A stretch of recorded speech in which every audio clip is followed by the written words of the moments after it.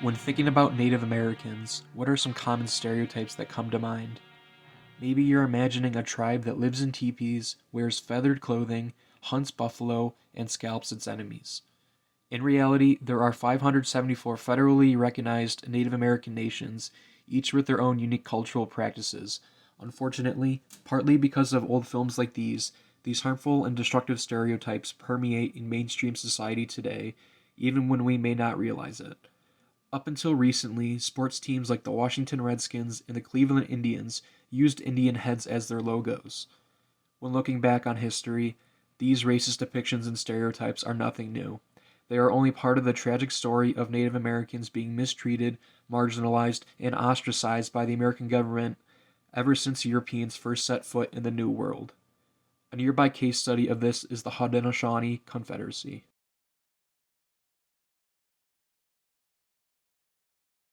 The Haudenosaunee Confederacy, also known as the Iroquois, is a well-known Native American nation.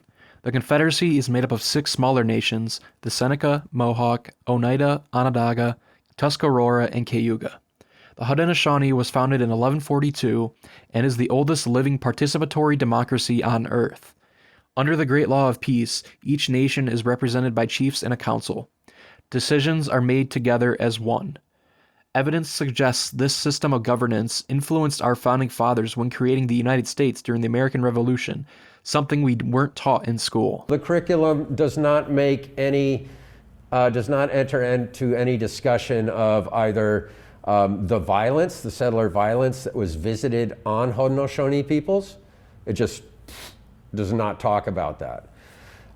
It also does not talk about Haudenosaunee contributions to something as fundamental as the formation of the United States, right? So, and this is still one of the big issues in Haudenosaunee studies, which is that there is historical evidence that supports the interpretation that in fact the U.S. Constitution is based on the Haudenosaunee Constitution. The Seneca are known as the Keepers of the Western Door.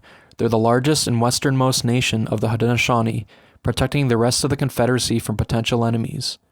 Their homeland spanned much of what we now know as western and central New York. The land SUNY Brockport sits on today was once Seneca territory. The Haudenosaunee lived semi-peacefully until the American Revolution broke out. While at first trying to stay neutral, the Haudenosaunee was eventually dragged into the conflict, with some member nations choosing to side with the Americans and others siding with the British. The Seneca, much like the rest of the Haudenosaunee, were forced to sign a series of unfair treaties after the war that gave up much of their homeland to American settlers. The American government initially promised to respect Haudenosaunee land claims, but it kept on stealing more and more native land over time. What this led to was a diaspora of the Seneca Nation, with some ending up in Oklahoma and others in Canada and New York. Some of the Seneca now had to live on smaller parcels of land, known as reservations, a development that exists to this day. Most people don't know that this is original Seneca territory, that this is where we come from, or that we signed treaties, and we signed a very important treaty in 1794 with the United States, which was to give us the free use and enjoyment of our land. And our land was defined as basically all of western New York from the Genesee River west. And that didn't last very long. New York State began to encroach, and also there were settlers and all kinds of people, land speculators, coming in to buy our land. The impression was given that they purchased it legally. Of course, they never paid. Not only did the American government steal the land from the Seneca, but they also tried to destroy native culture itself. Native American children were forcibly sent to boarding schools where they could only speak English. Here, some students were raped, abused, and harassed by their teachers. Students were forbidden from expressing any part of their native culture. Some were even given new American names. I'm of the opinion, and it's supported by the Truth and Reconciliation Commission's findings in Canada, that this was cultural genocide. That's what the intent was. It was to destroy a group, a national group, based on their ethnicity, their religion, etc. And that's what it was, right? So today we hear about the Uyghurs in Xingu in China, right? It's not that different. You know, it's a similar sort of thing where you basically try to destroy a national group or transform it in such a way that it's no longer a group, right? It's something else, right? And that's what these schools were about. Some people where I grew up in a small, fairly Caucasian town didn't want to hear about evil actions taken by the U.S. government. They were kind of in denial. So sometimes it could get a little heated. Here at SUNY Brockport, the anthropology department is currently putting on an exhibit of Haudenosaunee art depicting the brutality of boarding schools. The artist R.G. Miller was put in a Canadian boarding school at the age of 2.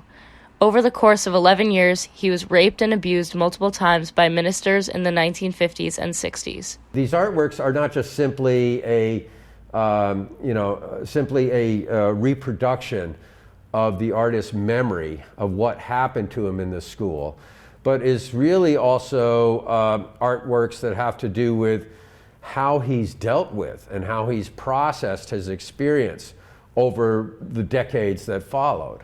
And then next to it is another portrait, a different viewpoint of the Mohawk Chapel with children kneeling and sort of slowly disappearing up into heaven, right? And that all has to do with the artist's perspective, which was that, you know, the way this genocide was carried out was not so much through physical violence, right? They didn't just physically kill Native people. And they couldn't fully assimilate them either, right? So the idea is that by abusing them, by feeding them very bad, unnutritious food, physically abusing them, but sexually, psychologically abusing them as well, that this was the way to get rid of them. Today, many tribes reside on reservations, which is federally recognized as native land. These communities often deal with issues such as lack of resources that are supposed to be subsidized by the government. Gabrielle touches on her experiences growing up on the Seneca Allegheny Reservation. I'm very connected with my family, and so I now spend half of my time on the Seneca Allegheny Reservation, the Ohio, which is where I grew up, and half of my time here. So I am very, very involved in both worlds. And the more that I go home, the more it calls me back. It's a different world. Here, people don't know you. They don't know who you are. You could go to Wegmans, you might run into someone that you know. And there, everybody knows everybody. You are in really close contact with your family.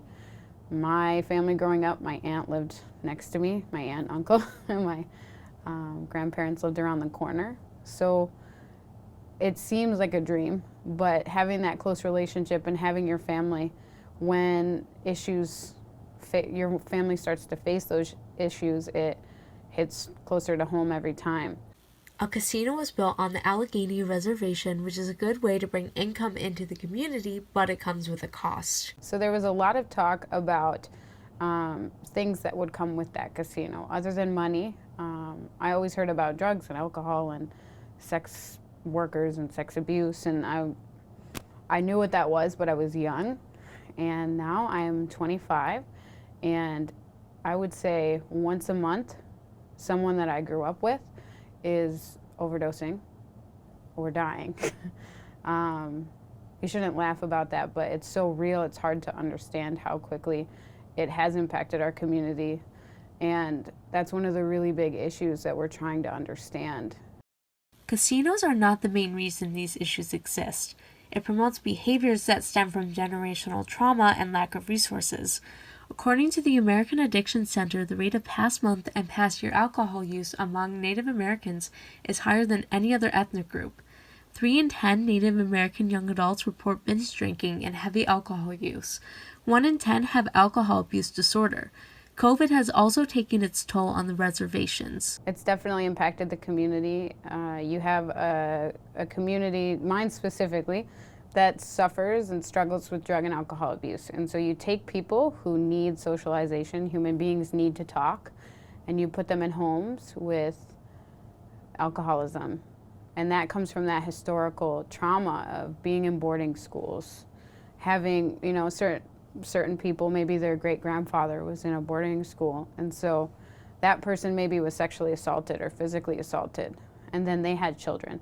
And so there's like a lack of nurture that existed. So then maybe that child will become an alcoholic, and then they'll have children, and then those children aren't getting that proper love. And so you put a pandemic on top of that, and you're putting people into a home and they can't leave. So sometimes school is the only safe place for kids. They couldn't go. Despite the hardships many people face, Gabrielle emphasizes that there is a strong sense of community. She also has many fond memories of growing up on the reservation. There's a unique sense of humor that exists within the reservation, and I see Native people try to use it off territory and with non-Native peoples. They don't know what to say. I think they maybe get a little afraid. So it's different, but there's a stronger connection to the natural world there. While much of the tragic history of the Haudenosaunee happened in the past, it's also still going on today. There are ways that non-Indigenous people can help make the present and future better for all Native Americans. I represent a living culture, and I'm not much different than you,